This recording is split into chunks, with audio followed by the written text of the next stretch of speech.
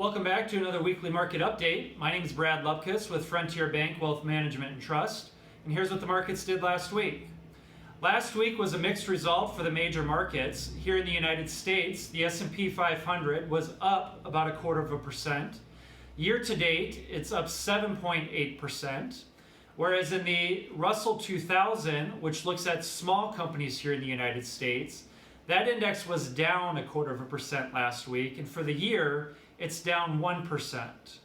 In the overseas markets, if we look at the developed markets, so places like the UK, Germany, Australia, that index was down 1.5% last week, and for the year, it's down a little over 5.25%. If we look at the emerging markets index, so countries like China, India, and Brazil, that index was up 0.15% last week, and for the year, the emerging markets index is up 3%. Now, these mixed results that we're seeing in the market last week, and really kind of for the year as well, really just reflects this tug of war that we're seeing in the economy.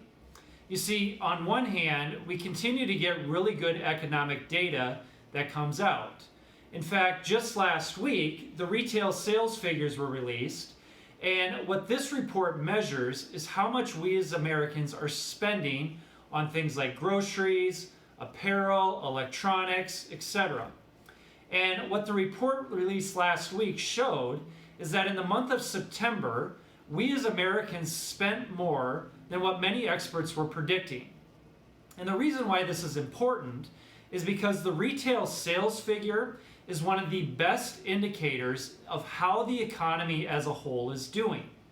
And so what that shows us is that the economy is continuing to improve and it's continuing to trend in that right direction.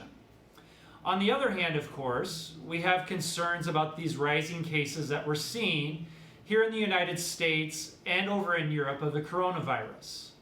And we got discouraging news from two companies last week, Eli Lilly and Johnson & Johnson, that they were pausing trials on their vaccine and antibody drugs that they were working on.